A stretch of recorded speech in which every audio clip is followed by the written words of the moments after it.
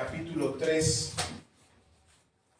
Daniel capítulo 3, vamos a leer del versículo 14 en adelante. Daniel capítulo 3, versículo 14 en adelante. Esta historia puede leerla usted posteriormente completa, es padrísima, es muy interesante, pero hoy quiero centrarme solamente en algunos versículos.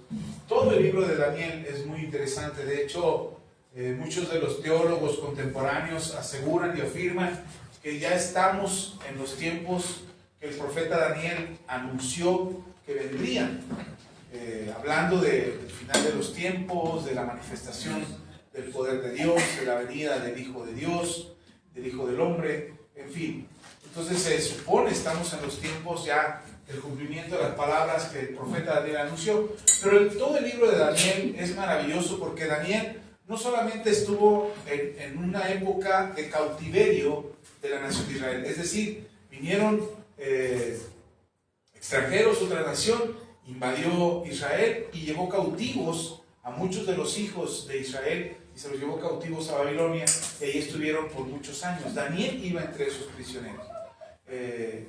Y él cuenta la historia de lo que aconteció, y no solamente fue cautivo durante un reinado, fueron varios reyes los que estuvieron ahí, unos se conquistaban a otros, unos derrocaban a otros, y entonces Daniel estuvo presente ahí, y en todo el tiempo Daniel fue un hombre importante ante el rey que estuviera.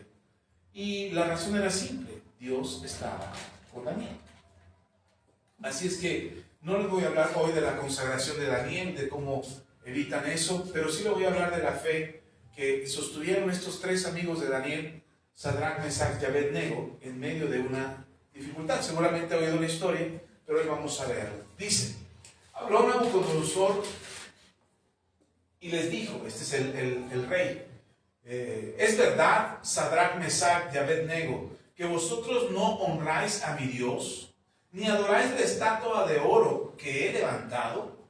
Ahora pues, estáis dispuestos para que al oír el son de la bocina, de la flauta, del tamboril, del arpa, del salterio, de la zampolla, de todo instrumento de música, os postréis y adoréis la estatua que he hecho.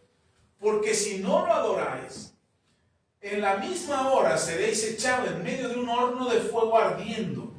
¿Y qué Dios será aquel que os libre de mis manos? Versículo 16. Sadrach, Mesach y Abednego respondieron al rey Nabucodonosor diciendo: no es necesario que te respondamos sobre este asunto. He aquí, nuestro Dios, a quien servimos, puede librarnos del horno de fuego ardiendo. De tu mano, oh rey, nos librará. Y si no, por si no lo salvaba, dice Sadrach, Mesach y Abednego, y si no, sepa, oh rey, que no serviremos a tus dioses, ni tampoco adoraremos la estatua que has levantado. Entonces Nabucodonosor se llenó de ira y se demudó el aspecto de su rostro contra Sadrach, Mesach y Abednego, y ordenó que el horno se calentase 7 veces más de lo acostumbrado. Y mandó a hombres muy vigorosos que tenía en su ejército que atasen a Sadrach, Mesach y Abednego para echarlos en el horno de fuego ardiendo. Entonces estos varones fueron atados con sus mantos, sus calzas, sus turbantes y sus vestidos, y fueron echados dentro del horno de fuego ardiendo. Y como la orden del rey era apremiante y lo habían calentado mucho, la llama del fuego mató a aquellos que habían alzado a Sadrach, Mesach y Abednego. Y estos tres varones, Sadrach, Mesach y Abednego, cayeron atados dentro del horno de fuego ardiendo. Entonces el rey Nabucodonosor se espantó y se levantó apresuradamente y dijo a los de su consejo: ¿no echaron a 3 varones atados dentro del fuego? Ellos respondieron al rey: es verdad, oh rey. Y él dijo: he aquí, yo veo 4 varones sueltos que se pasean en medio del fuego sin sufrir ningún daño. Y el aspecto del cuarto es semejante a hijo de los dioses. Entonces Nabucodonosor se acercó a la puerta del horno de fuego y ardiendo y dijo: Sadrach, Mesach y Abed-nego, siervos del Dios Altísimo, salid y venid. Salid y venid. Entonces Sadrach, Mesach y Abed-nego salieron del medio del fuego. Y después usted puede seguir leyendo y se dará cuenta cómo es que salieron de ahí. Para mí esta es una de las historias más maravillosas. Muchos dicen: no, eso no es posible, eso es un cuento de niños. Bueno, pues quienes no estuvieron ahí no pueden decir si fue o no fue cierto. Pero los que estuvieron ahí, inclusive el rey Nabucodonosor, lo asienta y se han descubierto grabados del imperio de Babilonia, del tiempo de Nabucodonosor, donde hacen referencia incluso al mismo Daniel.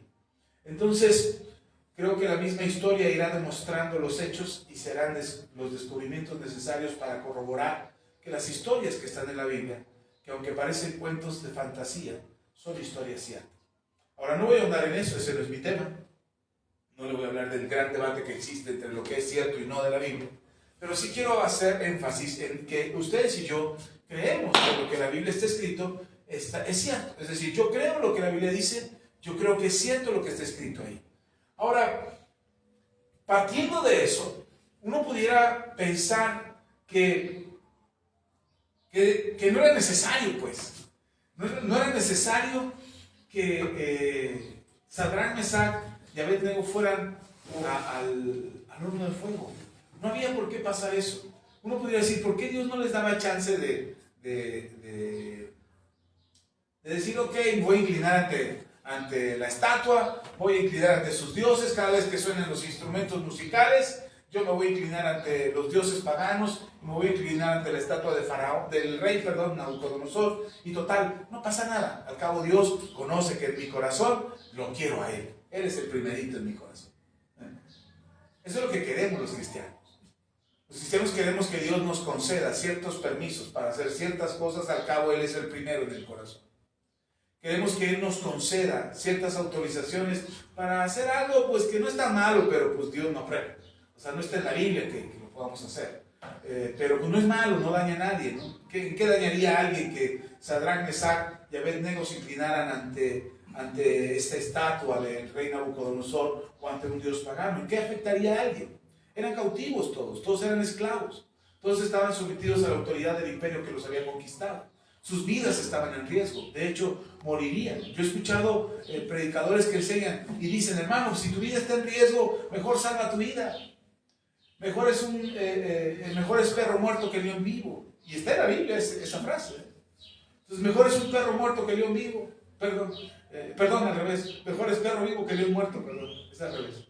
Mejor es perro vivo que león muerto. No importa, o sea, que ya no te van a ver como un león, te van a ver como perrito domesticado. Pero es mejor estar vivo que estar muerto. Y tratamos de justificar nuestras acciones o tratamos de justificar lo que hacemos. Pero no voy a hablar, o no quiero hablar de que Sadrach, Mesach y Abed-nego estaban cediendo ante el pecado. No estaban cediendo ante el pecado. Ellos se habían consagrado desde que fueron hechos cautivos, no cautivados. Desde que los habían hecho cautivos, que los llevaron como esclavos, ellos decidieron consagrarse para Dios.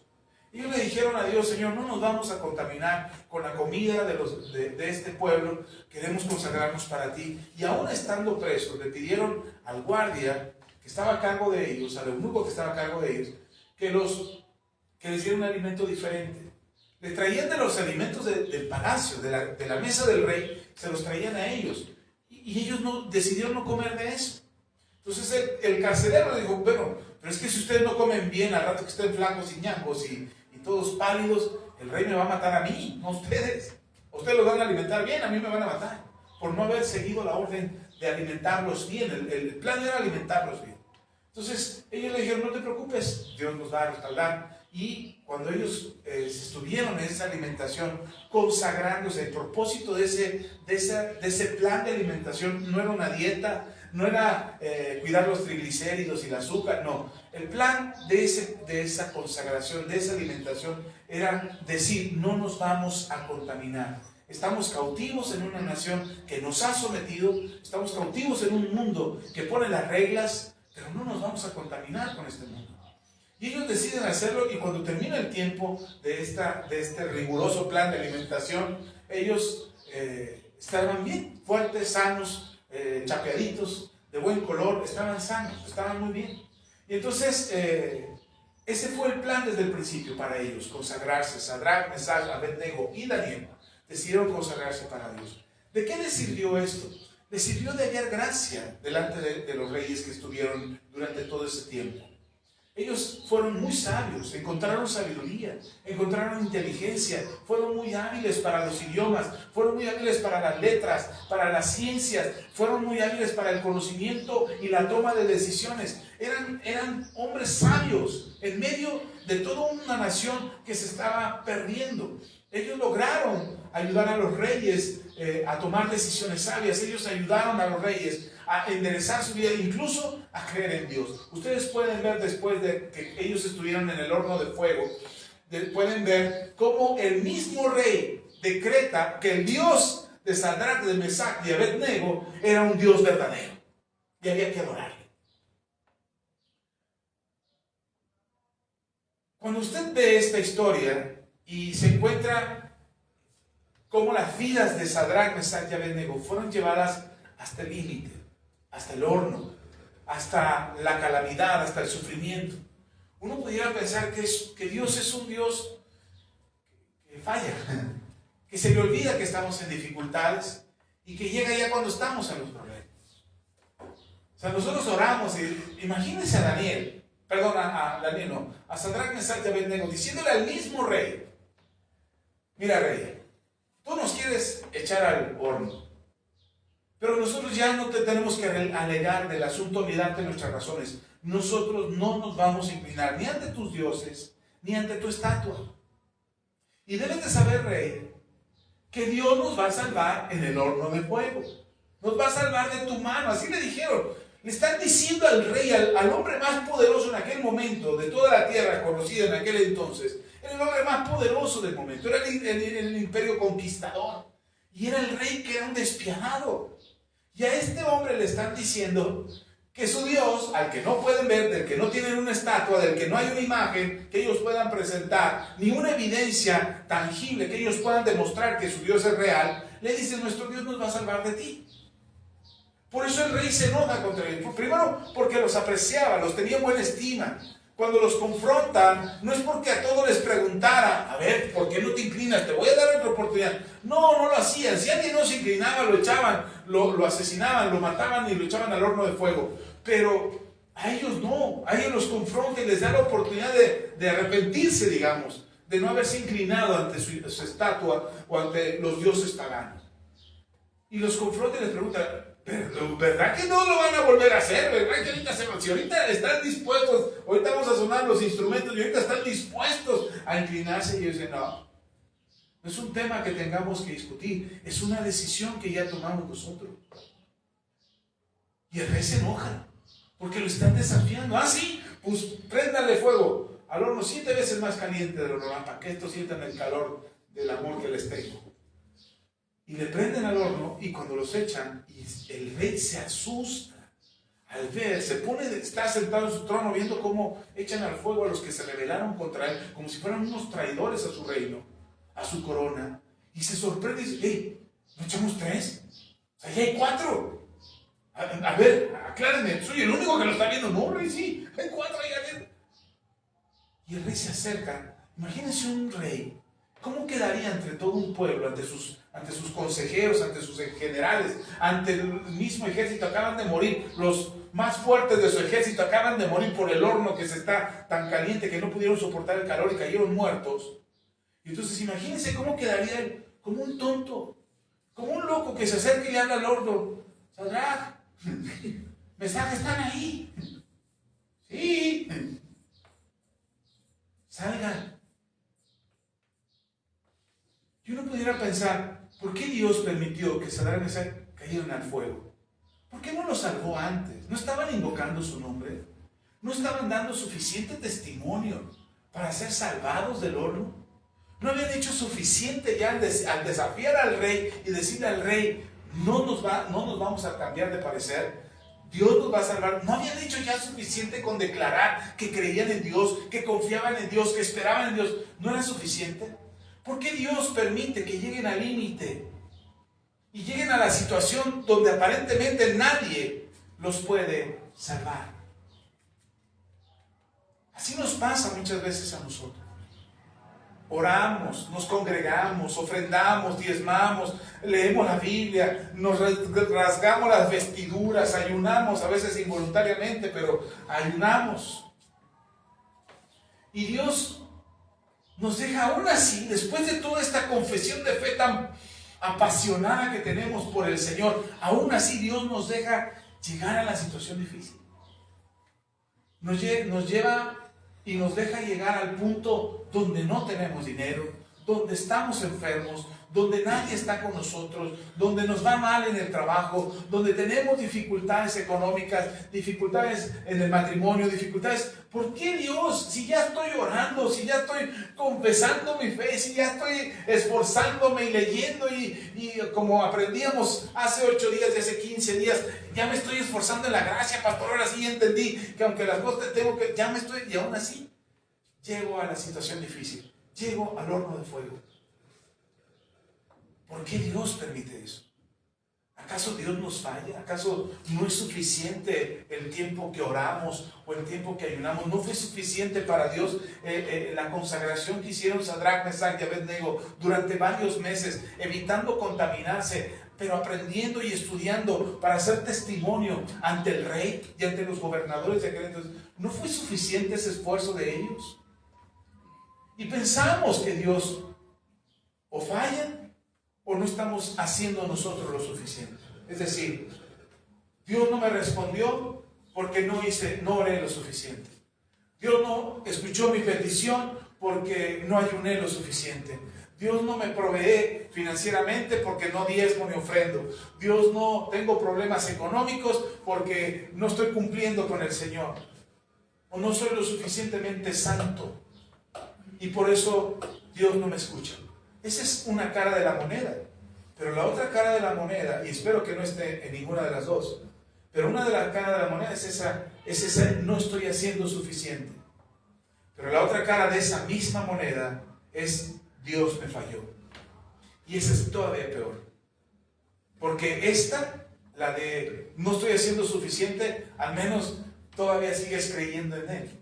Pero cuando empiezas a pensar que Dios te falló y que Dios no te sacó del problema y que Dios no contestó tu oración y que Dios no te hizo el milagro que esperabas, cuando tú empiezas a creer de esa manera o empiezas a pensar de esa manera, eso se convierte en incredulidad, en frialdad del corazón y finalmente te alejas del Señor. He visto muchos cristianos que se alejan del Señor, que se alejan de la palabra, que se alejan de la fe porque creen y piensan que Dios les falló. Pero eso no es cierto. Dios no falla. Dios no nos deja en mal. Dios no nos hace quedar en ridículo. Dios no somos avergonzados. Dice la Escritura que nuestra esperanza no avergüenza. Entonces lo que significa que ha pasado en nuestro corazón es que hemos perdido la esperanza. ¿Por qué entonces Sadrach, Mesach y Abednego tuvieron que llegar al horno de fuego? ¿Por qué tú y yo hemos llegado a situaciones en las que pensamos que nunca llegaríamos? Porque hemos estado en situaciones en las que creímos que no íbamos a pasar por ahí, que no iba a suceder. ¿Por qué? Porque oramos, porque leemos, porque buscamos a Dios, porque nos congregamos, porque ofrendamos y diezmamos y porque estoy cumpliendo con todo lo que me dicen en la iglesia. He cumplido con todo, pero Dios no está cumpliendo su parte. Y esa es una situación difícil por la que pasamos muchos de nosotros, que nos hace enfriar nuestro corazón. Por eso decía que yo espero que usted no esté en ninguna de esas dos monedas que nos llevan, en ninguna de esas dos caras de la moneda que nos llevan a la incredulidad. Nos llevan a la dureza y a la frialdad de corazón. Nos llevan a incluso dejar de esperar, de tener esperanza. Vivimos amargados creyendo que la vida es difícil, que la vida es complicada, que la vida es una situación miserable en la que no deberíamos de estar.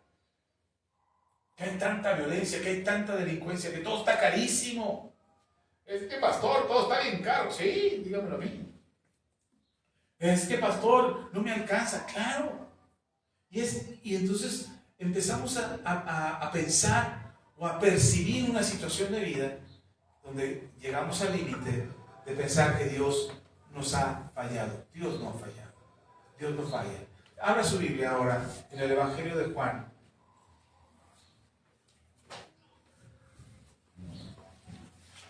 Evangelio de Juan, capítulo 7. Dice la palabra del Señor. Vamos a leer del versículo 37 al 39. 3 versículos nada más. De ahí de Juan. Juan, capítulo 7, versículos 37 al 39. Dice la palabra del Señor. En el último y gran día de la fiesta, Jesús se puso en pie y alzó la voz diciendo: si alguno tiene sed, venga a mí y beba. El que cree, versículo 38, el que cree en mí, como dice la Escritura, de su interior correrán ríos de agua viva. Esto dijo del Espíritu que había de recibir los que creyesen en él, pues aún no había venido el Espíritu Santo, porque Jesús no había sido aún glorificado. Ustedes y yo, como creyentes en Dios, como cristianos, como iglesia de Cristo, tenemos la promesa de recibir al Espíritu Santo. Esa es una promesa que no te puede ser arrebatada. Es una promesa que Dios hizo a nombre de Dios mismo y de su Hijo. Y que no lo hizo solamente en el tiempo de Jesús, sino que era una promesa que ya venía del Antiguo Testamento. Por eso cuando Jesús dice: el que cree en mí, como dice la Escritura, de su interior correrán ríos de agua viva, no se refiere a un texto literal de la Escritura donde diga que había que creer en Jesús literalmente para que el Espíritu Santo le llenara, sino a los textos como el de Isaías, como el de Ezequiel o Joel o Zacarías, donde habla de esa saciedad, de ser saciados, de que nos sea quitada la sed por creer en Dios, por esperar en Dios, por recibir por la fe al Hijo de Dios. Y esa promesa de saciedad, de ser saciados, tiene que ver con todo. El Señor Jesús habla de la sed, no solamente en la sed literal, como lo hizo con la mujer samaritana. ¿Se acuerdan? Que le dijo: dame de beber. Mujer, saca agua y dame de beber de esa agua. Y la mujer le contesta: ¿no sabes que judíos y samaritanos no nos llevamos bien? ¿Cómo me pides agua? Y Jesús le dice: si supieras quién te está pidiendo agua, tú le pedirías a él que te diera agua. Y la mujer le dice: ¿cómo? ¿No tienes con qué sacar agua? ¿Cómo me vas a dar agua a mí si no tienes? Por eso me estás pidiendo, porque tú no tienes con qué sacar agua. Y Jesús le dice: no, mujer. No, la sed, el agua que te saciará la sed completamente. Y la mujer dice: wow, dame de esa agua porque ya no quiero venir a sacar agua al pozo. La mujer estaba yéndose por el lado de lo natural y Jesús le estaba hablando también por el lado natural, pero también por el lado espiritual. De esa necesidad que tenemos, de esa sed que tenemos. Por eso el mismo Señor Jesús dice en las bienaventuranzas: bienaventurado el que tiene hambre y sed de justicia, porque serán saciados. Entonces, no solamente es la sed natural de la que seremos saciados, no solamente es la sed espiritual de la que seremos saciados, esa sed que tenemos de Dios, sino también la sed del alma que también tenemos. Es decir, Jesús cubre todos los aspectos de nuestras vidas para que sean saciados por medio de Él. Y dice, algo que les va a ayudar a ser saciados, a ya no tener sed jamás, es el Espíritu Santo. Uno de los grandes problemas que tenemos en nuestra vida cotidiana es creer que podemos relacionarnos con el Padre a través de nuestras oraciones, que podemos relacionarnos con el Hijo a través de nuestra fe para ser salvos y ir a la vida eterna, pero no podemos relacionarnos con el Espíritu Santo. No sabemos construir esa relación con el Espíritu Santo. Tenemos temor, desconocimiento, tenemos ignorancia en el corazón, que no sabemos cómo hacer que esta relación con el Espíritu Santo nos ayude a permanecer en nuestra certeza de fe, a tener esa seguridad de la que habla Hebreos 11:1 cuando habla de la fe, y dice que es pues la fe, la certeza de lo que se espera, la convicción de lo que no se ve.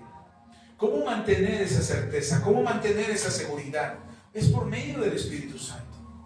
Si alguna vez has batallado mucho con las dudas, ahora ya se los he platicado yo antes, se los he testificado y no lo estoy repitiendo para que diga, ay, el pastor no ha superado el problema. No, yo les he hablado de que he tenido dudas. Yo les he hablado de que he querido renunciar, yo les he hablado de que he querido o que preferiría estar muerto a seguir viviendo. Les he hablado de esos momentos críticos o esos momentos de crisis existencial en mi vida, aún siendo cristiano, donde he pensado muchas tonterías y muchas absurdeces en mi cabeza por la desesperación. Es decir, la desesperación me ha llevado a pensar muchas tonterías. Me ha llevado a pensar separarme de mi esposa, me ha llevado a pensar maltratar a mis hijos en algún momento, me ha llegado a pensar en renunciar a mi trabajo y irme de este país y a desaparecerme del planeta. Me he llegado a pensar muchas tonterías.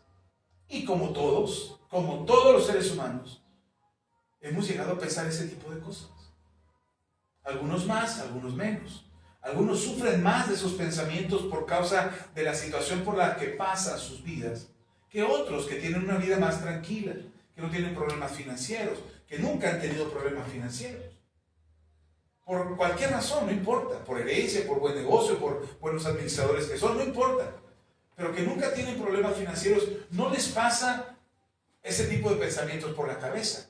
Aquellos que nunca se enfermaron o no han tenido una enfermedad grave, no le pasan ese tipo de pensamientos por la cabeza. Y qué bueno, gracias a Dios por eso. Pero aquellos que hemos tenido situaciones muy difíciles, donde no vemos la salida, donde lo que vemos enfrente es un horno de fuego en el que están a punto de echarnos, y estamos clamando, Señor, sálvame, sálvame, yo no me rajo, yo creo, yo soy cristiano, y alabaré, y te reprendo, Satanás, y vete para allá, y hago todo lo posible por permanecer en la fe. Pero finalmente caes en el horno de fuego, llegas al horno de fuego y dices, ¿qué pasó, Señor? Pues si estamos orando de que esto no pase. Y cuando pasa, es ahí donde vienen los momentos de desesperación. Es ahí donde viene la angustia, donde viene el sufrimiento, es ahí donde viene la duda, la incredulidad. Es decir, Dios no me escuchó, no me salvó, estoy metido en el problema en el que le dije que no cayera, estoy metido. Lo que le dije a Dios que no me pasara, me pasó. ¿Saben a quién le pasó lo mismo? A Job. Dice la Escritura que el temor de su corazón es lo que le viene al hombre. Job decía, no, yo voy a ofrecer sacrificio para que mis hijos siempre estén bien. Y mole, se les mueren los hijos. Voy a ofrecer ofrendas para que nunca me falte el sustento. Pues se le quemó toda la cosecha y se le murieron todos los animales. Bueno, se lo robaron.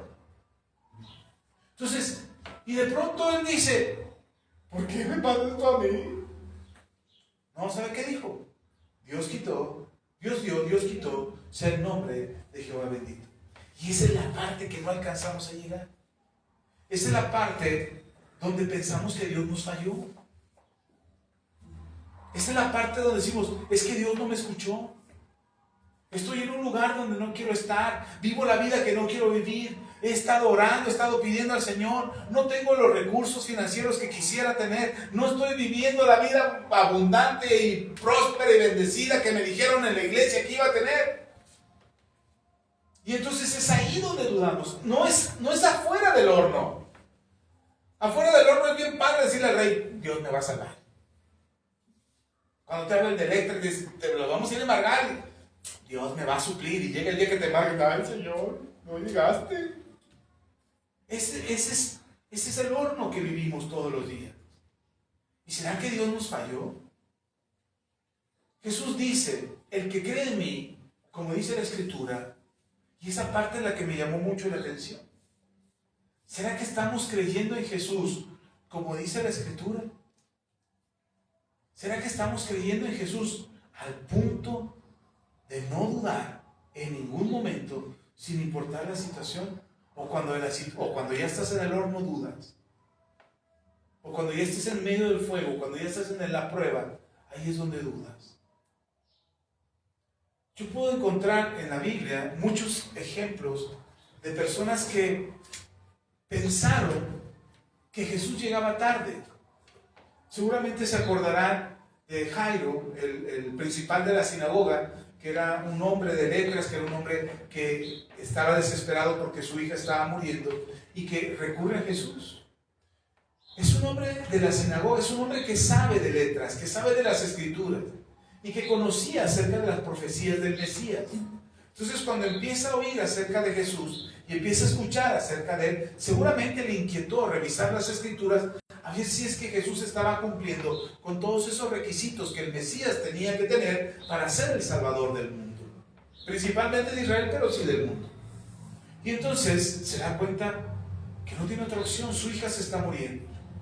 Ha buscado a médicos, ha buscado a los sacerdotes, ha buscado a los escribas y a los fariseos. Él es parte de ese grupo y les ha pedido ayuda y ninguno ha podido hacer nada por su hija. Su hija está muriendo. ¿Quién decide, en medio del horno de fuego, decide ir a Jesús? Y cuando finalmente tiene la atención de Jesús y Jesús le dice, ok, vamos a tu casa. Ahí van en camino a la casa de Jairo, y camino a la casa de Jairo, a una mujer se le ocurre tocar a Jesús. Una mujer con flujo de sangre se le ocurre ir y tocar el manto de Jesús. Me lo entretuvo, me lo distrajo y ahí íbamos bien. Imagínense, yo soy Jairo, íbamos bien a gusto hacia la casa, ya llevaba al Salvador de mi hija y resulta que Jesús se detiene y cuando veo que se detiene, digo, Señor, ¿qué pasó? ¿Si alguien me tocó? Señor, pero mi hija, sí, espérame, es que alguien me tocó. Señor, mi hija se está muriendo. Sí, ya oí, ya sé, vamos para allá. Pero alguien me tocó aquí. Y sus discípulos, Señor, sí, pues te tocaron porque hay mucha gente, muchos te están tocando. Y Jesús dice, no, alguien me tocó diferente. Y la mujer del flujo de sangre, que había sido sanada instantáneamente, ella se levanta y dice, sí, yo fui. Y me empieza a contar su historia. Yo me imagino a Jairo, escuchando a la mujer contando su historia. Ya, mujer, cállate, ya luego lo cuentas, déjanos ir. Mi hija se está muriendo. Y ya ve que a las mujeres les gusta contar detalles. Yo me imagino que contó toda la historia. Es que cuando yo tenía 12 años, y a los 16 años, y de pronto empecé a sangrar, y llevo ya 18 años, y he ido con el médico fulano, y fui a tal, contándole toda la historia. Y Jairo desesperado, Señor, mi hija se está muriendo, no hay tiempo.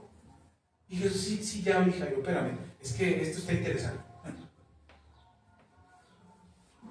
Y de repente ya atiende a la mujer, ya, ok, mujer, vete y no peques más, tu fe te ha salvado. Y siguen avanzando, y cuando van avanzando, vienen de la casa de Jairo a avisarle a Jairo, Jairo, no molestes más al maestro, tu hija ha muerto. Yo me imagino la situación en el corazón de Jairo. ¿Por qué a otros sí y a mí no? ¿Por qué otros son escuchados y yo no? ¿Por qué si yo llegué primero? ¿Por qué no me atendió primero? ¿Por qué si yo tuve que romper todos los esquemas y todos los paradigmas y todas las ofensas que pudieran venir contra mí? ¿Por qué Jesús no me hizo el milagro que yo esperaba? Y ese pensamiento estaba en el corazón de Jairo. Entonces Jairo voltea a ver a Jesús y Jesús le dice algo que es importante. No temas, cree solamente. ¿Cómo tenía que creer Jairo? Como había creído antes, como dicen las Escrituras. Lo que él sabía de Jesús era lo que tenía que permanecer en su corazón. Cuando tú estás en medio de un problema, lo peor que puedes hacer es creerle al mundo que te dice, de esto no te saca ni Dios. Yo me imagino al rey Nabucodonosor, yo creo que él fue el que inventó la frase cuando le decía Sadrach, Mesach y Abednego, de esto no los va a salvar ni su Dios. Y ellos dijeron, pues Dios nos va a salvar. Y por eso me gusta lo que le dicen al rey. Y si Dios no se salvara, y si Dios no nos salvara, no vamos a cambiar de parecer. Y esa es la línea delgada, la que muchos estamos queriendo pisar. Ok, si Dios me salva, sigo creyendo en Él. Pero si Dios no me salva, ya estuvo. Ahí muere. Me cambio de religión, me cambio de iglesia, me cambio de ciudad, me cambio de parecer, me cambio de todo, porque Dios no me salvó. Y ese es el pensamiento de muchos cristianos.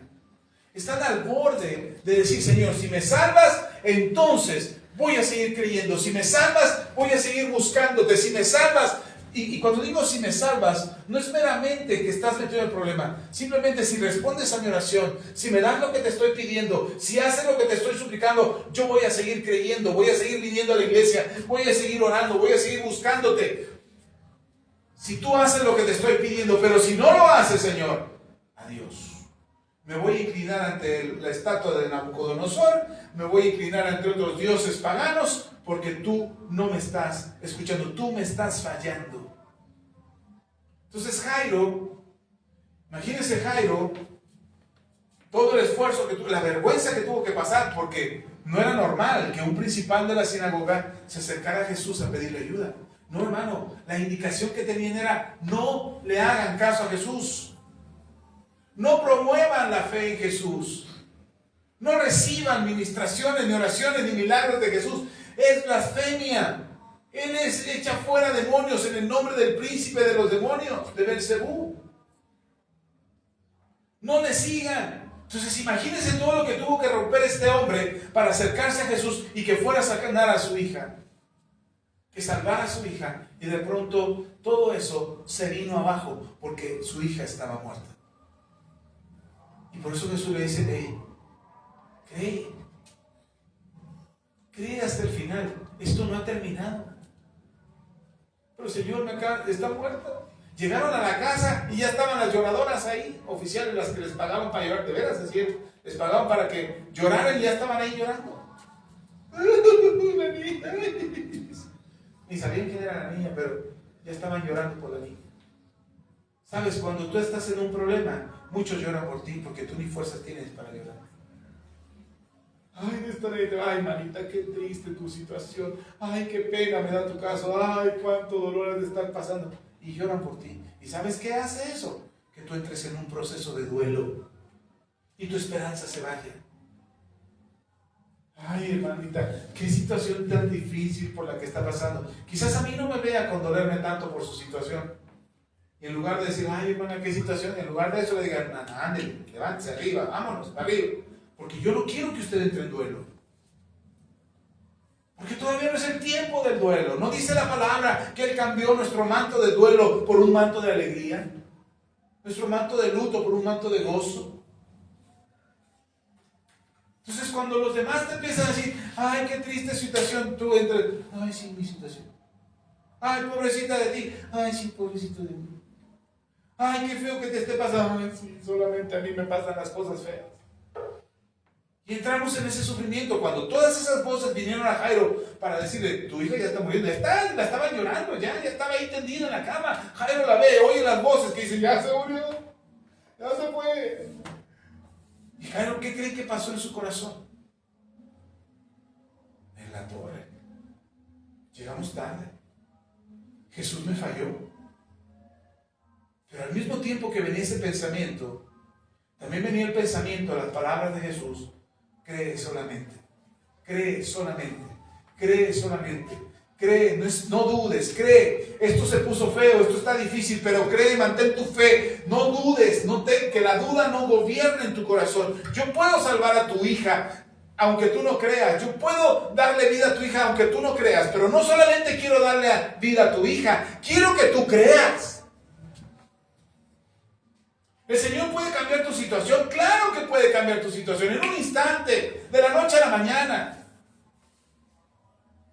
Pero la mayoría de las veces que yo lo he visto y he testificado eso con mis ojos, yo he visto cómo la vida de una persona cambia y en lugar de darle la gloria a Dios y aferrarse a Dios, se van. Una vez que su problema se resuelve, se van al mundo, regresan a sus viejos hábitos. Se olvidan de Dios, dejan de congregarse. Y es triste porque esa persona dice: no fue Dios, fue mi buena suerte. Fue mi padrino, fue mi amigo, fue mi conocido, fue alguien que me ayudó. No fue Dios. Y le atribuimos todo el milagro y todo lo que Dios hizo a algo más o a alguien más y no a Dios. Y he visto eso muchas veces, no se imaginan cuántas veces. Personas que esperan que Dios haga un milagro, personas que esperan que Dios haga algo extraordinario. Y cuando eso sucede, terminan alejándose de Dios. El corazón se enfría, porque es más fuerte la voz que les dijo: tu hija ya está muerta. Entonces, si vive la hija, no fue gracias a Jesús, porque él llegó tarde. Porque él, si hubiera llegado a tiempo, mi hija no se hubiera muerto. Entonces yo salí del problema, o yo salí de mi situación consiguiéndome otra hija, engendrando otra hija. No, hermano, no funciona así. Dios no falla. Y entonces, así como en el corazón de Jairo estaba todo el alboroto de que su hija estaba muerta, de las mujeres ahí llorando y todas esas voces, y la esposa, imagínense la esposa. Imagínense la esposa de Jairo. ¿Dónde andabas, Jairo? Mientras tú andabas ahí de fiesta con Jesús, tu hija se estaba muriendo. ¿A dónde te fuiste? Y él tratando de decir, mujer, fui por el maestro. ¿Pero para qué? Ya se murió. Tenías que estar aquí con tu hija, tenías que estar aquí conmigo cuando tu hija estaba muriendo. ¿Se imaginan? Y todo eso está en el corazón de Jairo. Pero también en el corazón de Jairo está la voz de Jesús que le dijo, cree solamente, solamente tienes que creer. Así que cuando tú estás en una situación difícil, cuando estás en el horno de fuego como Sadrach, Mesach y Abednego, o cuando estás con una situación como la de Jairo, que su hija ha perdido toda posibilidad ya, no hay nada que hacer, está muerta. Lo que tienes que hacer es lo que hicieron Sadrach, Mesach y Abednego. Aunque Dios no nos salvara de este horno, seguiremos creyendo en Él. Aunque Dios no levantara a mi hija, seguiremos creyendo en Él. Ahora, la buena noticia es, ¿lo sacó del horno de fuego? ¿Sí? ¿Salvó a la hija? Sí. Así es que Dios no falla. Así que cuando te encuentras en una situación difícil que te hace dudar de si Dios te va a salvar o no de la situación en la que estás, es ahí donde tiene que permanecer tu fe. No es cuando la situación se pone difícil y cuando estás al límite, ya en el horno de fuego, en el problema, y dices, ya Dios no me salvó, Dios no existe. No, continúa. Continúa, porque no solamente se trata de sacarte a ti del horno de fuego, no solamente se trata de salvar a tu hija y resucitarla. ¿Sabe qué pasó? Cuando sacaron a Sadrach, Mesach y a Abednego del horno de fuego, hasta el rey creyó. Y hasta se hizo un decreto en todo el reino que el Dios de Sadrach, de Mesach, de Abednego era Dios. Y era el Dios Altísimo. ¿Sabe qué pasó con la familia de Jairo? Después de que levantó a su hija, la esposa sacó a todas, a las cantadoras esas, a las lloronas, las sacó. Ahora Jesús dijo, no, déjenme nada más a Jairo, a su esposa y a la niña. Y Juan y Pedro, que iban ahí por ahí. Los demás van para afuera, órale. Juan, Jacob y Pedro, los tres. Fueron todos los que estaban. Y cuando Jesús la levantó, dijo, Talita Kumi, levántate. Y la niña se despierta y dice, ay mamá, tengo hambre. Y entonces todos se sorprenden. Yo digo, no era solamente por Jairo, que creyó, era por la esposa de Jairo, por la hija de Jairo, por Juan, Jacob y Pedro. Así es que muchas veces, a veces estás metido en un horno de fuego, a veces estás metido en una situación que parece no tener solución, que parece no tener salida. No solamente estás en esa situación o no caíste en esa situación porque Dios te falló. No estás ahí porque Dios llegó tarde. Dios nunca llega tarde, Jesús nunca llega tarde. Hay un pasaje donde puede leerlo en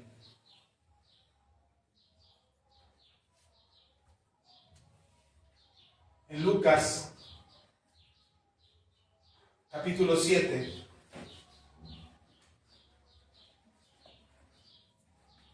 Lucas, capítulo 7.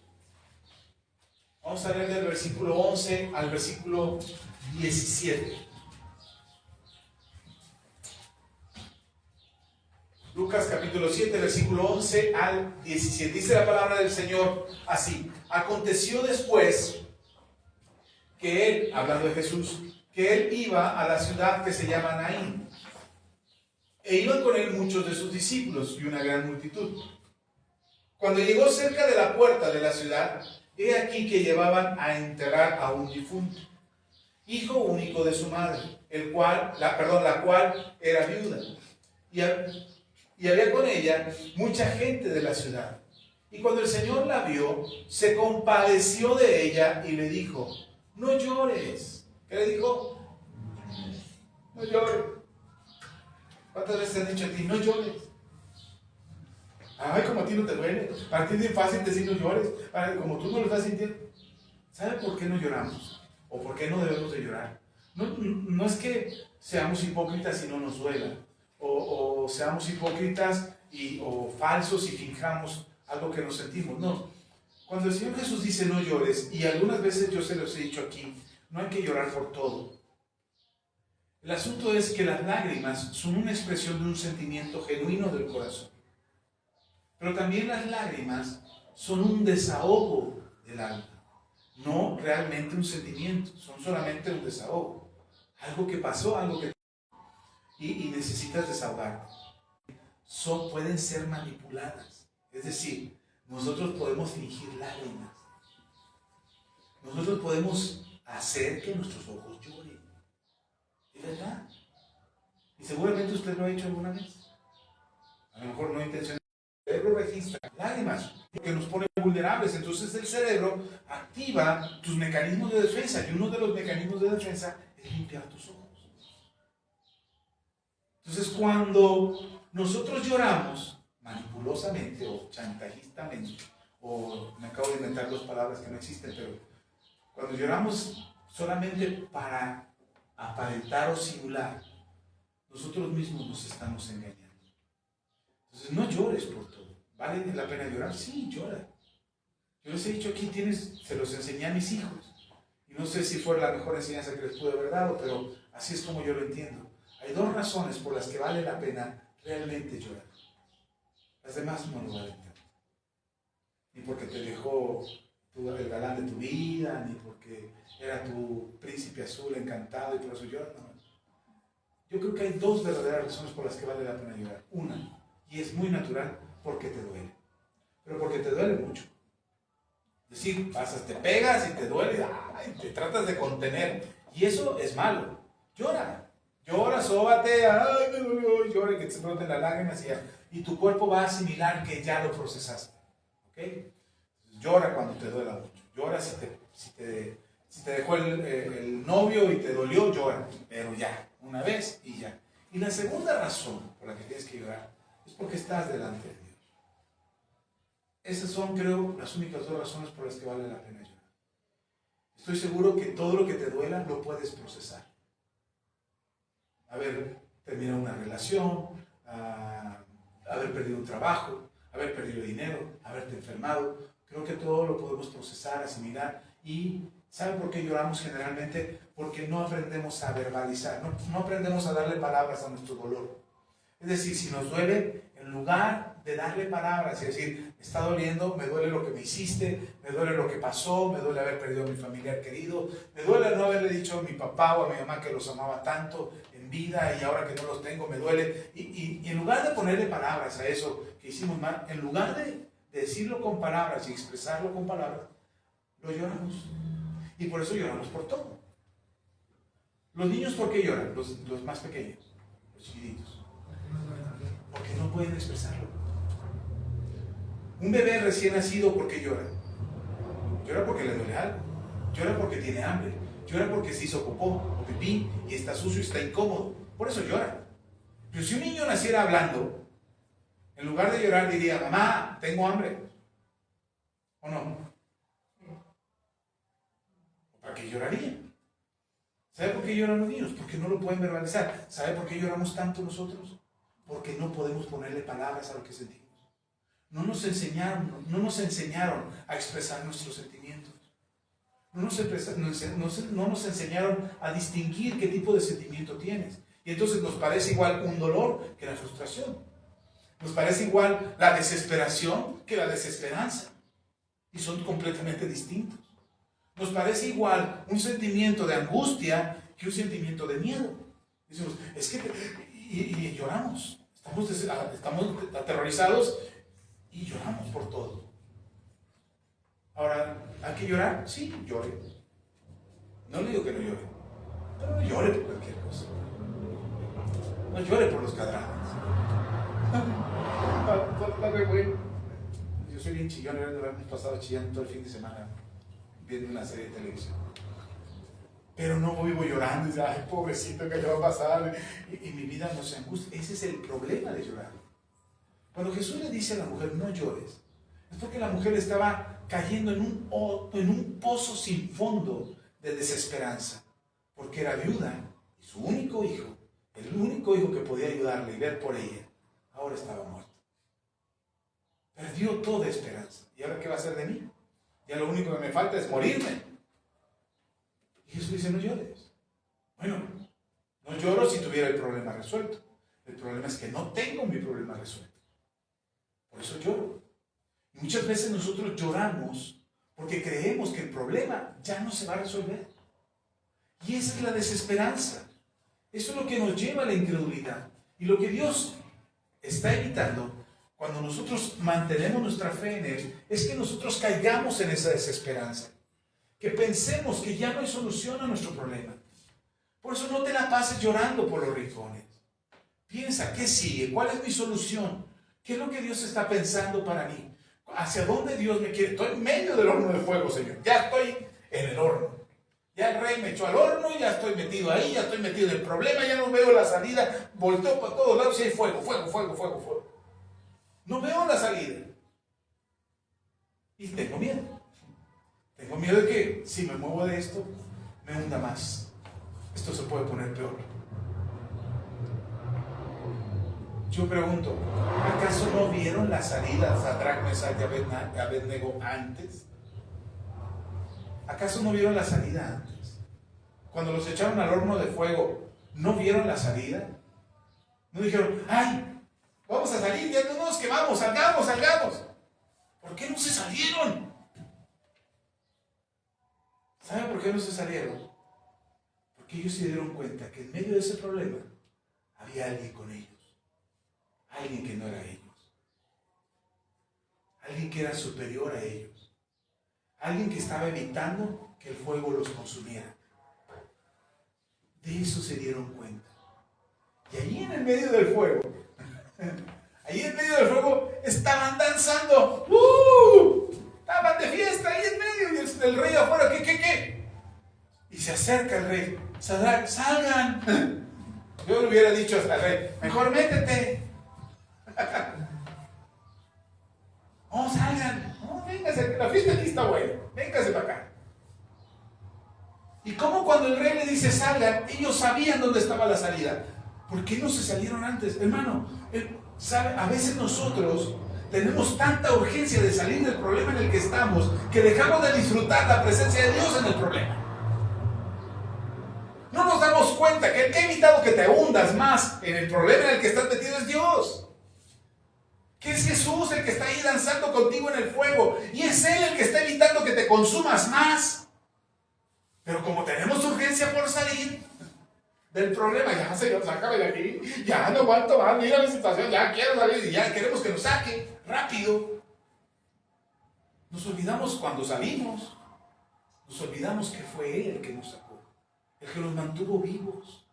No fue el rey el que dijo salgan. Si fue el rey el que te metió. Si fue el mundo el que te metió en tu problema, si fue la situación, las reglas de este mundo las que te metieron en un problema difícil y tus malas decisiones, las que nos llevaron a esa situación, ¿por qué ahora cuando salimos no le damos gloria a Dios? Porque cuando estábamos en el problema no aprendimos a darle gloria a Dios en medio del problema. Lo único que salía de nuestra boca, ya se los decía hace unas semanas atrás, lo único que salía eran quejabanzas de nuestra boca, en lugar de alabanzas. Puras quejas. Es que porque yo, porque a mí, porque siempre me pasa esto, porque no tengo unos papás más ricos, porque no tengo un cuerpo más saludable, porque no me pasa, por qué no me pasa lo mejor, porque siempre me pasa lo peor. En lugar de saber que en medio de la dificultad es Jesús el que está ahí. Él no te ha fallado. Él no te dejó solo en el horno de fuego, o sola. Ha sido Él el que te ha sostenido. El que no ha permitido que caigas, que llegues a lo más hondo. pero pudo evitarlo. Pero sí, pero tú no te hubieras dado cuenta que era él. Y a veces somos tan tercos que al horno de fuego nos metemos nosotros, nadie más. Nuestras malas decisiones, nuestra falta de carácter, nuestras emociones, nuestros sentimientos.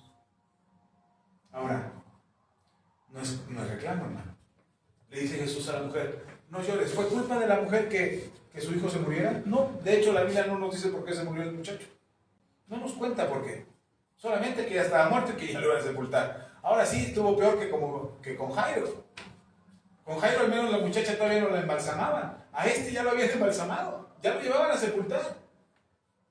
O sea que todavía llegó más tarde con esta mujer que con Jairo. ¿Pero qué creen? Que no era tarde. Porque le dice a la mujer, no llores, esto no ha terminado. Bueno, eso de no ha terminado se lo agrego yo. Pero el no llores, eso significa. ¿Cómo no voy a llorar si ya no tengo esperanza? ¿Cómo no voy a llorar si voy a ser viuda y sola, abandonada? ¿Quién va a ver por mí? No tengo a nadie que vea por mí. No puedo valerme por mí mismo. Y Jesús le dice, no llores. ¿Por qué no llores? Porque tengo tu solución. Hermano, cuando te hundes en la desesperación, cuando te hundes en la desesperanza, lo más común es que lloremos, que sintamos que estamos perdidos, que ya perdimos, que no hay forma de resolver lo que está pasando. Pero Jesús dice, no llores. Esto no ha terminado. Aún tengo la respuesta a tu oración. Aún tengo el milagro que estás esperando. Pero somos bien desesperados, ¿o no? Ya es ahorita, Señor, es que es ahorita. Es que es ahorita, porque si no es ahorita se me va a pasar la oportunidad, se me va a ir la oferta, se me va a ir la chica o el chico, y se me va a ir, es que si me lo va a ganar, o el trabajo me lo van a quitar. Ya mi esposa les testificará de algo que está pasando en su vida, ahora que se concrete.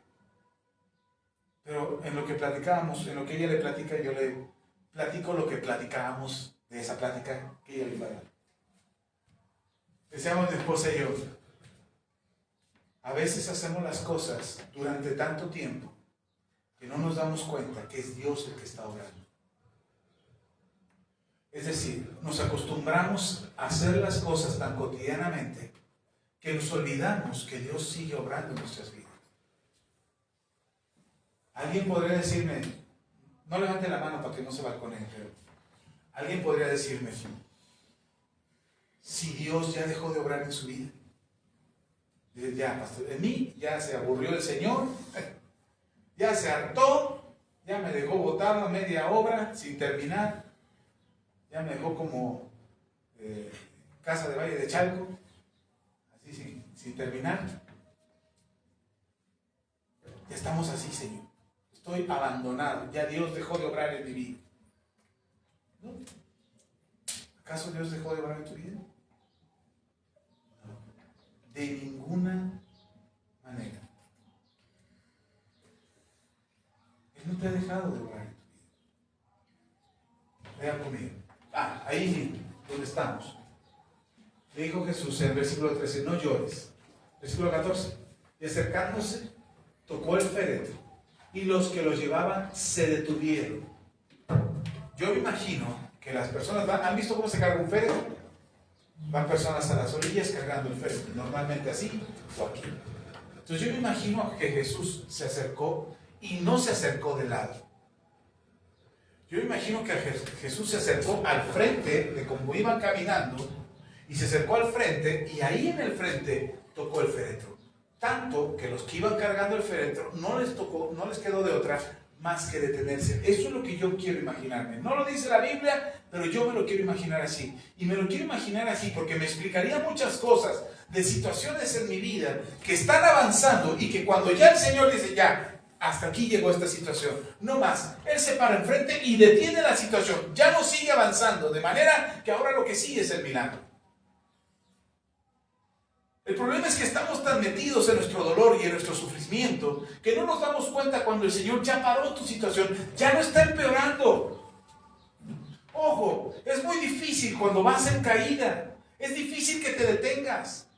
Cuando vas en descenso es difícil que pares. Vas tan impulsado por la misma fuerza que lleva a tu caída que difícilmente te vas a detener. Es decir, tu situación está empeorando tanto, cada vez más, que vas más hacia abajo, hacia abajo, hacia abajo, hacia abajo, y tal parece que no hay nada que te detenga. Y lo único que te queda es morir, porque ese es el final de todo. ¿Y Dios qué cree? Que Jesús se para y dice, no te vas a morir, no todavía. Y para la situación en la que ibas en picada. Si estabas cayendo en depresión, si estabas cayendo en tristeza, en desolación, si estabas cayendo en miseria, en pobreza, en abandono, en soledad. El Señor dice, no te llevo a esa situación, no quiero que caigas, y para eso. Y entonces de repente se empiezan a acercar amigos, se empieza a acercar gente a ti, empiezas a tener una relación diferente en la iglesia, dice, caray, ahora me hablan, antes no me hablaban. Antes ni me saludaban. Caray, mi situación económica ya no estoy yendo más para abajo. No está bien, todavía no salgo del hoyo. Todavía no salgo de la crisis en la que caí. Pero ya no estoy yendo más abajo. Bueno, por si no te habías dado cuenta, es para que te des cuenta que es Jesús quien se paró al frente de tu situación y la paró. Los que iban cargando el féretro se tuvieron que parar. Y no estoy diciendo que los que cargan el féretro sean demonios, pero aun si los demonios estuvieran llevando tu vida al abismo, Jesús dice, no más, hasta aquí. Ya no más. Tu situación no va a ser crítica, no es de muerte. Y dice, acercándose tocó el féretro y los que lo llevaban se detuvieron. Y dijo, joven, a ti te digo, levántate. ¿Qué le dijo? Levántate. ¿Qué le dijo a la hija de Jairo? Levántate. ¿Qué le dijo este joven? Sabe. Me hace pensar que a veces cuando estamos muertos no nos damos cuenta que estamos muertos.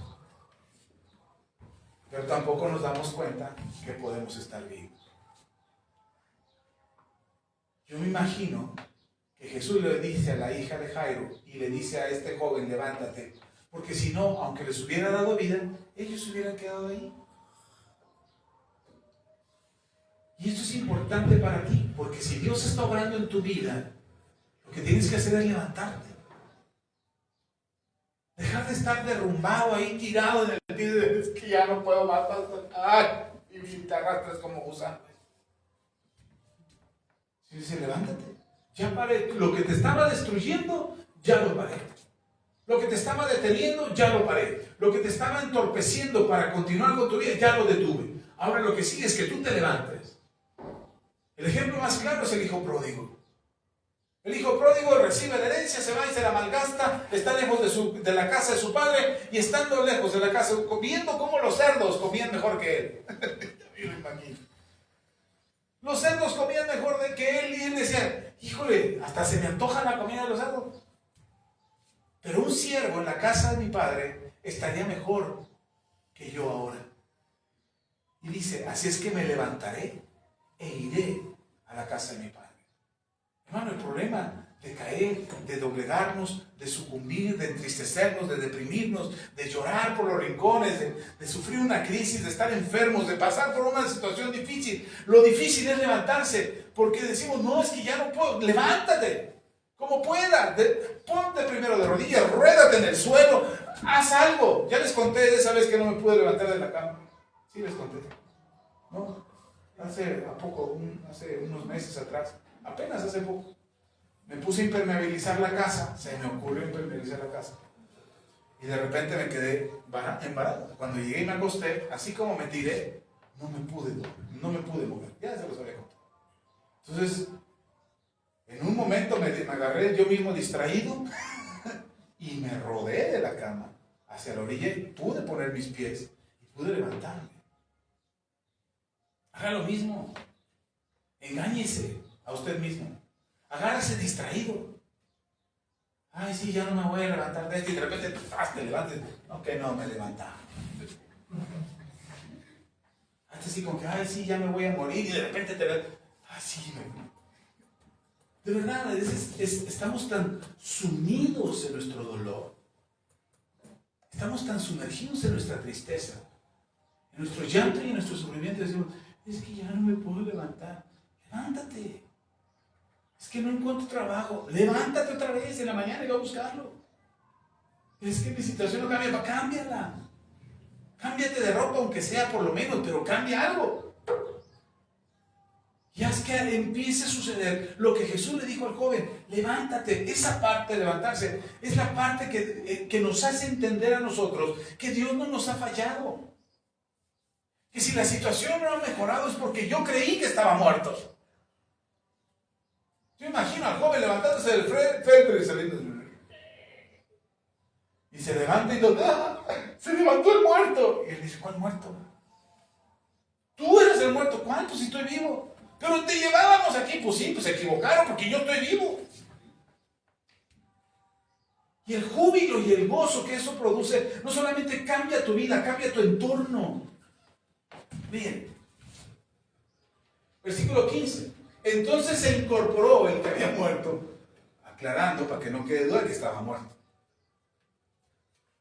Se incorporó el que había muerto y comenzó a hablar y lo dio a su madre.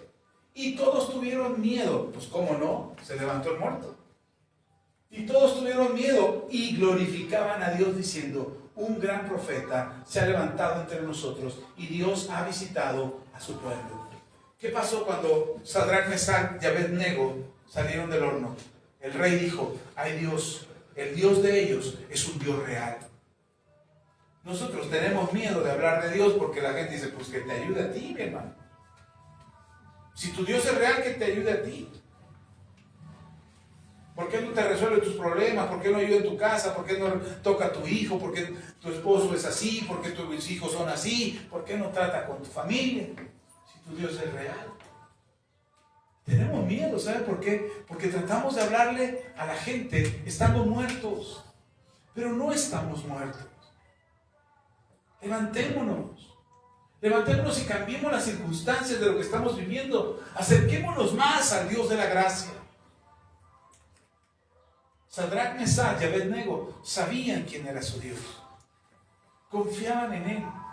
Al punto de decirle al rey, Dios nos va a salvar de tu mano, rey. Hombre, nada porque no había pistolas en aquel entonces, sino yo creo que el rey saca la pistola y se los hubiera echado ahí. ¿Cómo que me va a ver? Que pa, pa, pa. Y aún así Dios los hubiera salvado. Porque ¿en dónde está tu confianza? ¿En dónde estás poniendo tu confianza? No en tus circunstancias, porque tus circunstancias pueden ser las de un horno de fuego, pueden ser las de una niña muerta o de un joven muerto. Esas pudieran ser nuestras circunstancias. Pero dice Dios, no están muertos. La desesperación o el pensamiento de creer que Dios nos ha fallado es porque Dios no viene en el momento que se lo pedimos. A veces pedimos hoy para mañana. Señor, esto era para ayer. Te encargo, ¿no? Y Dios no responde. Y tal pareciera que Dios nos falló. Pero Dios no nos falló. Dios nunca llega tarde. Dios siempre llega a tiempo. Su tiempo no es nuestro tiempo. Si sus pensamientos son nuestros pensamientos. Nuestros caminos no son sus caminos, dice Jeremías. Así es que Dios no llega tarde. Ahora hay que entender que en medio de otra situación puede ser problemas en los que nosotros nos metimos, es decir, malas decisiones que nosotros tomamos, situaciones que nosotros mismos provocamos. Puede que estemos en esa situación por nuestro propio gusto, es decir, porque nos equivocamos. Y ahí estamos. Bueno, pues aún ahí de eso Dios te puede salvar. O puede ser situaciones en las que ni siquiera tú tuviste algo que ver. Fue el pensamiento de alguien más, fue la decisión de alguien más, fue la equivocación de alguien más. Y tú estás en medio de eso. Bueno, pues aún ahí Dios te puede salvar. ¿Amén? Ok. Si eso nos queda claro, y nos queda claro que el tiempo de Dios es diferente a nuestro tiempo, ¿cómo podríamos aferrarnos a Él? Lean ya para terminar. Hebreos capítulo 13. Hebreos capítulo 13.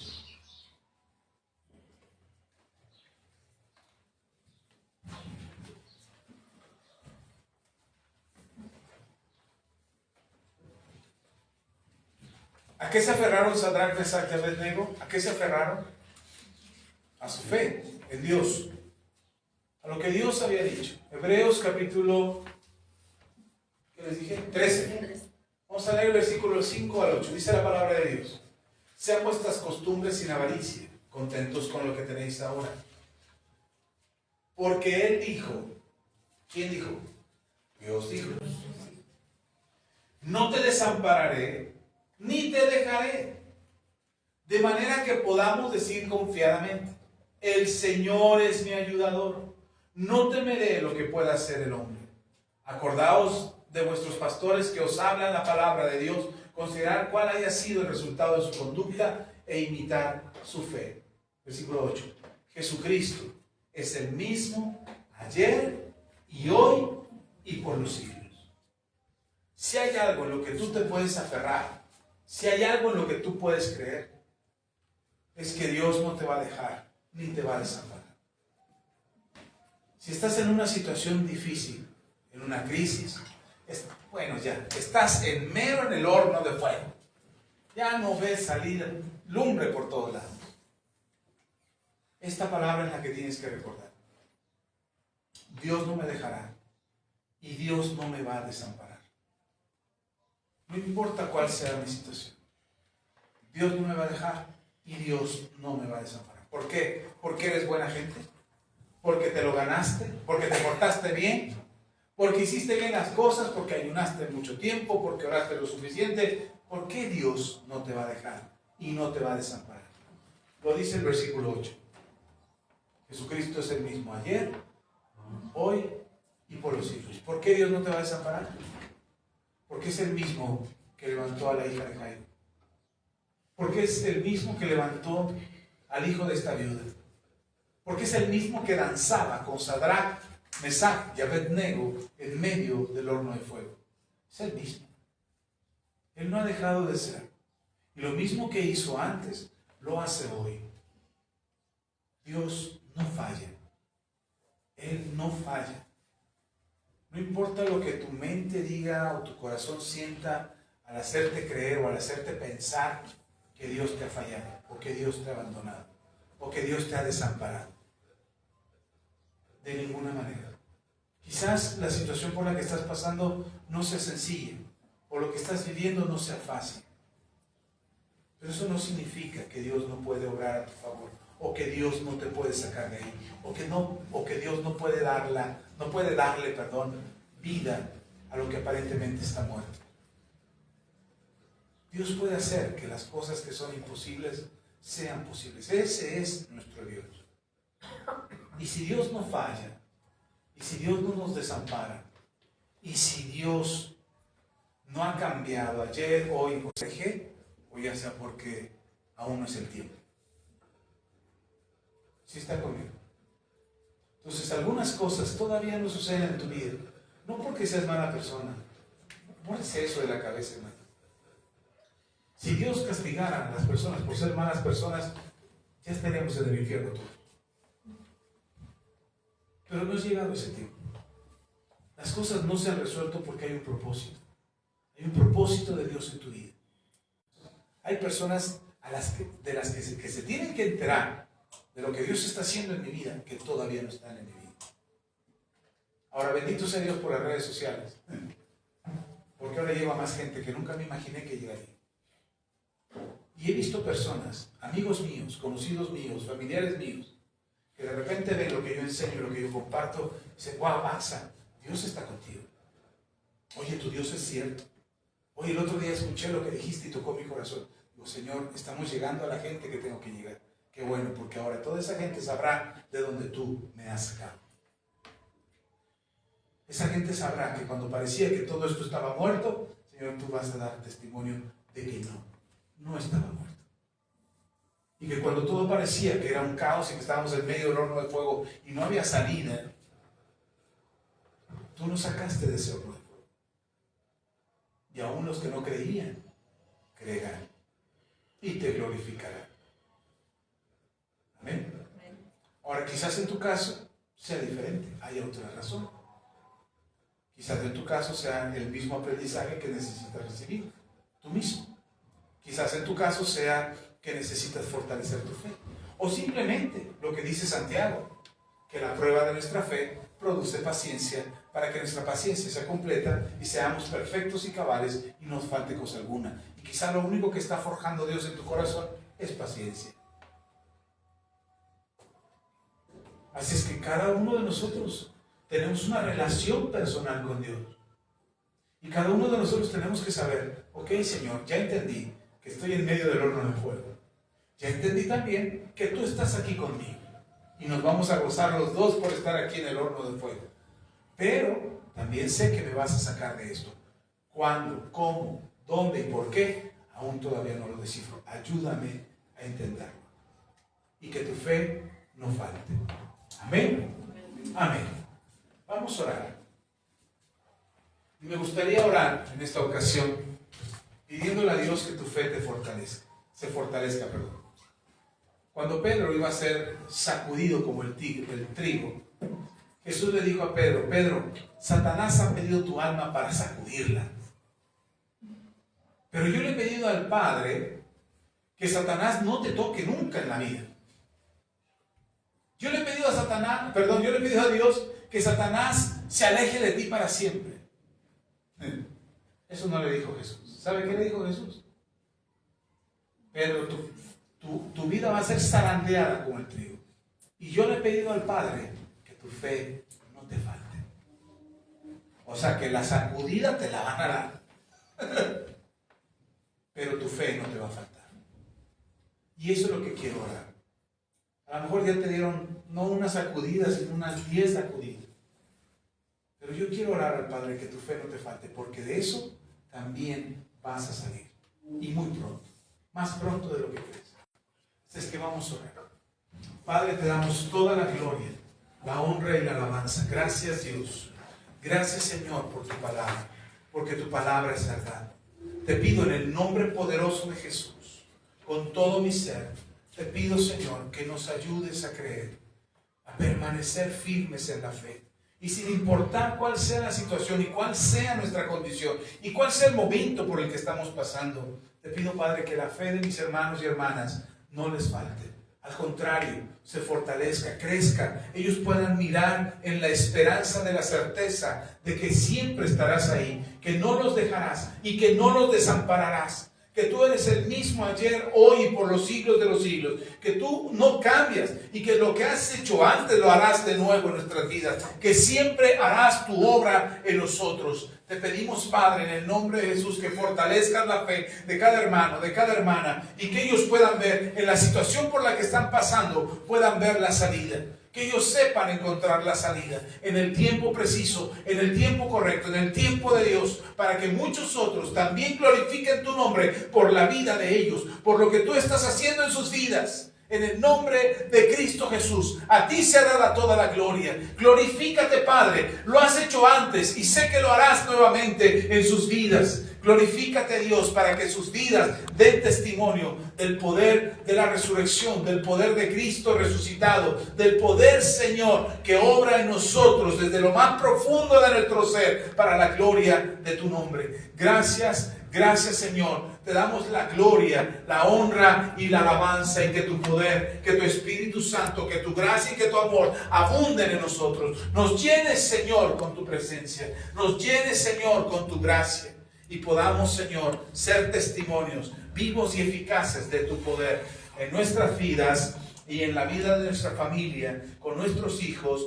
nuestro esposo, nuestra esposa, Señor, nuestros padres, nuestros hermanos, los hijos de nuestros hijos, Señor, los hijos de nuestros hermanos, todos puedan ver que tú eres Dios en nuestras vidas, que no nos has dejado, que no nos has desamparado, y que todas tus promesas son sí y amén en Cristo Jesús. A ti la gloria, la honra y la alabanza. Amén, amén. Y amén.